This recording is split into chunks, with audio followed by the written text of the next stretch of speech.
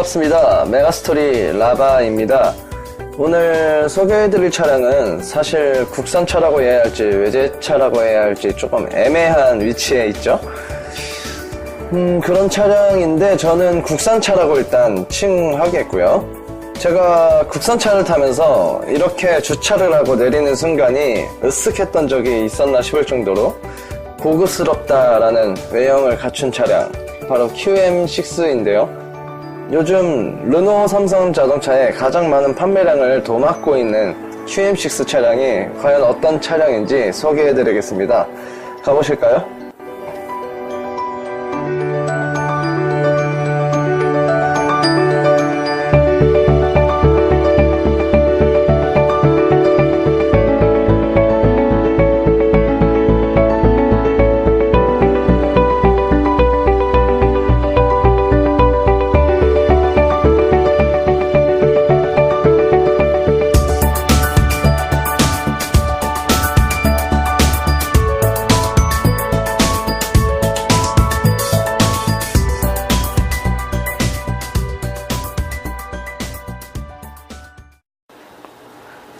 우선 오늘은 디자인을 한 번에 설명을 해드릴게요. 사실 우리나라 국민들이 자동차를 선택함에 있어서 우선순위를 본다면 첫 번째가 브랜드.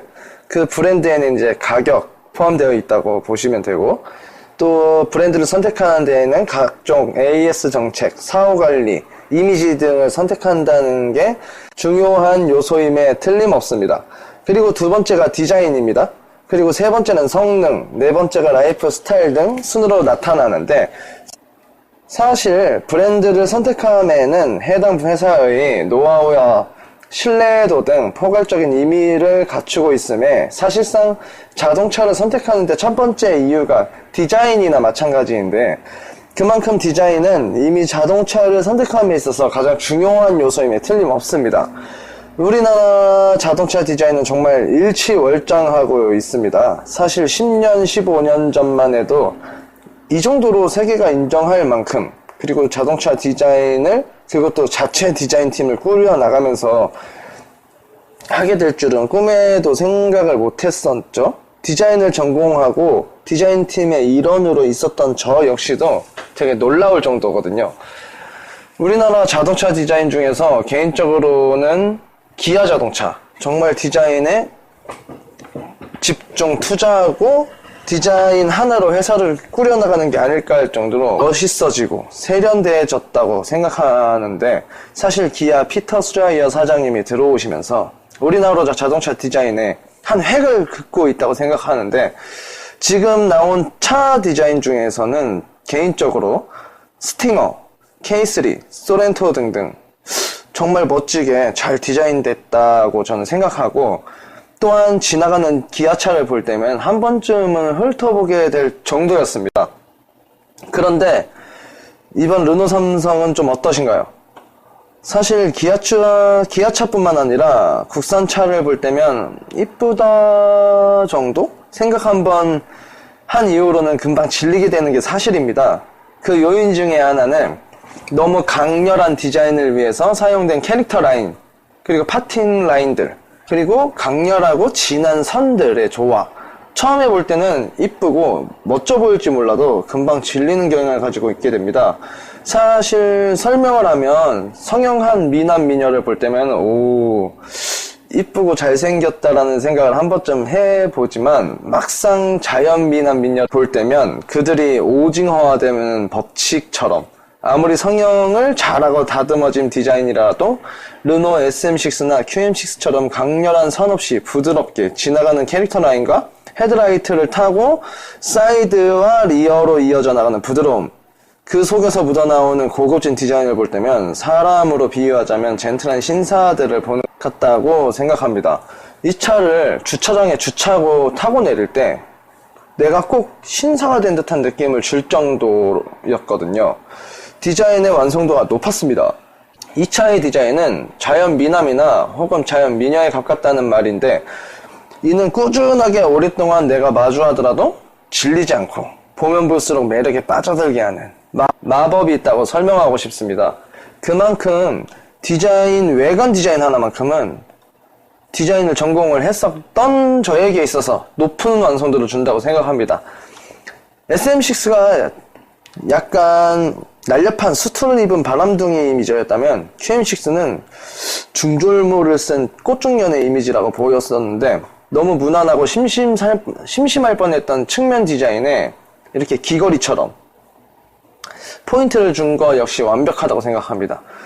정면에서 시작해 측면으로, 그리고 그 측면에서 후면으로 이어지는 디자인의 이 연계가 너무나 깔끔하고 디자인의 이 승계마저 잘 이루어졌다고 봅니다. 저는 국산차를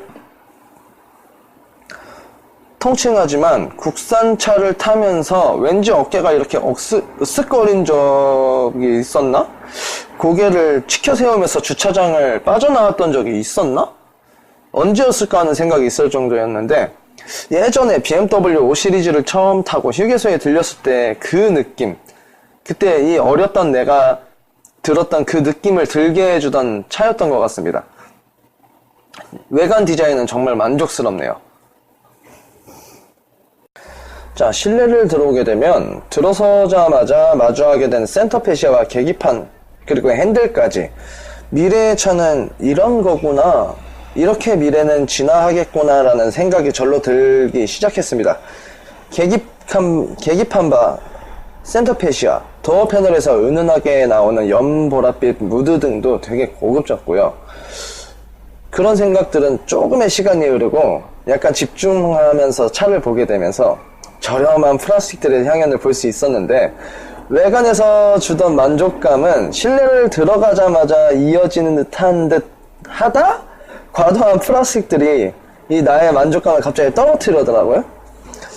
그리고 센터 페시아의 이 커다란 모니터 창은 처음 봤을 때 오, 멋있는데? 라는 감탄사를 남발하다 사용하려고 하는 순간 멍으로 변하게 되었습니다. 어떻게 사용하는 건지, 저같이 젊고 어린 나이에 특히나 얼리 어답터에 가까운 이 시대에 앞서가려는 저에게도 사용성이 너무 불편하고, 사실 1박 2일간 타는 동안 사용하면서 정말 어렵다는 생각을 계속하게 되고, 또 대체 왜 이런 시스템을 도입한 거지 하는 이해가 안 가는 부분이었습니다. 조금 설명을 쉽게 말하면은 답이 2라는 숫자가 있는데, 이 2라는 숫자의 답을 구하려면은 1 더하기 1만 하면 되는데, 이 가장 쉬운 공식이 있는데 이 차의 실내는 2라는 답을 찾기 위해서 뭐 더하고 곱하고 나누고 빼고 다시 더하고 해서 나온 답이 2라는 겁니다.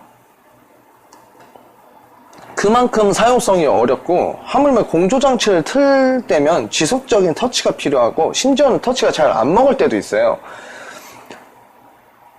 저라면 SM도 그런가요? QM6를 구매하시려는 분들이 계신다면 이거 기본 모델이 있어요. 기본 모델에는 아날로그 시스템이 제공되는데 차라리 그 트림을 선택하는 게 어떨까라는 생각이 들었습니다.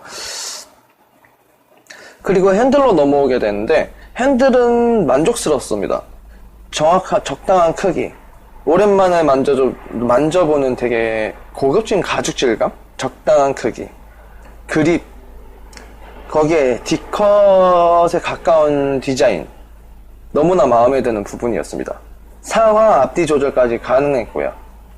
단점이 있다면 이 리모컨 컨트롤이라고 해야 되나요? 이 오디오 시스템 조절하는 리모컨 컨트롤이 너무 핸들 바로 뒤에 있는데, 전 처음에 패들 시프트인 줄 알았거든요. 근데 이게 아니더라고요. 리모컨 컨트롤이 이렇게 크고 두툼하고, 그리고 이렇게 핸들 뒤에 바로 갖다 대면은 운전 중에 계속 걸리적거리고 손에 자꾸 마찰이 일어나는 것도 문제고, 핸들을 좀 격하게 돌리면 이게 또 고정형이더라고요. 그러면 자꾸 툭툭 치게 되는 점이 너무 불편했습니다. 그리고 시트는 가죽 질감이 역시 훌륭했고 착좌감까진 좋았어요. 그런데 등 부분을 잡아주는 정도가 조금 아쉽다, 좀 부족한 것이 아닌가라는 생각을 했습니다. 그리고 운전석에서는 그냥 이 정도만 설명하고 넘어가려고 했는데, 그 순간 중앙 컨솔 박스가 보이더라고요. 컨솔 박스의 구조가 좀 사용하기 너무 불편하게 되어 있었어요. 설계가 잘못되었다는 거예요. 컨솔을 앞뒤로 슬라이딩이 가능하게 해놓았더라고요. 이 점은 그냥 칭찬해주고 싶었었거든요. 근데 컨솔을 열고 닫는 레버가 슬라이딩이 안 되고 너무 깊숙이 들어가 있습니다. 앞으로 슬라이딩을 하게 되면은 레버에 손이 닿지 않아요. 어떻게 열으라는 거죠?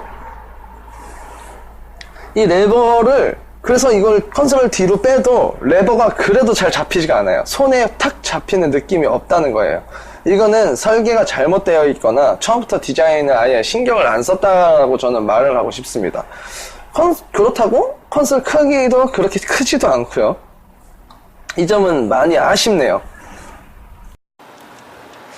그리고 저는 운전석에 앉으면은 항상 디자인을 보기 전에 이제 시야, 가각을 먼저 체크를 하는데요. 얼마나 운전석에서 이 시야가, 운전 시야가 좋게 나오는지 먼저 정면, 측면, 그리고 후면의 시야를 먼저 확인하는데, 이 차는 정면 빼고는 전부 시야가 안 좋습니다. A필러가 이렇게 두꺼운데 사이드 미러까지 너무 컸어요. 정면 45도 각도가 거의 없다고 보시면 되고, 특히나 오른쪽 45도는 그냥 사각지대였습니다. 사이드 미러는 겉으로 엄청 커 보이는데 거울이 이상하게 잘 보이질 않더라고요.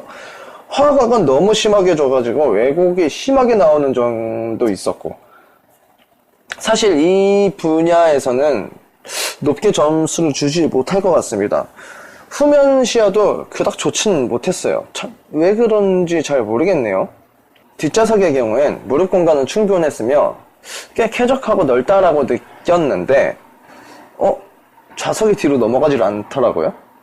이 차는 최고급형의 거의 풀업 차량임에도 국내 타 브랜드들이 가지고 있는 도어 스크린조차 없었어요. 커튼이죠. 정말 아쉬웠습니다. 트렁크 공간은 차량 크기가 있어서 그런지 충분하고 넓었으며 뒷좌석을 접었을 시엔 사람이 누워서 잘 수 있을 정도였습니다. 파노라마 썬루프 역시 뒤쪽까지 충분하게 개폐되는 것도 좋았습니다. 근데 저는 사실 썬루프 옵션을 안 좋아하는 1인이기 때문에, 왜냐면 썬루프는 차량의 강성과 안전의 문제를 줄 수 있는 옵션이라고 저는 생각하거든요. 이 점 빼고는 실내에 사용된 재질들이나 천장, 그리고 시트 등에 사용된 가죽, 그리고 뭐 이런 재질들은 센터페시아 빼고 나름 괜찮았다고 생각을 합니다. 크기도 넓었고요.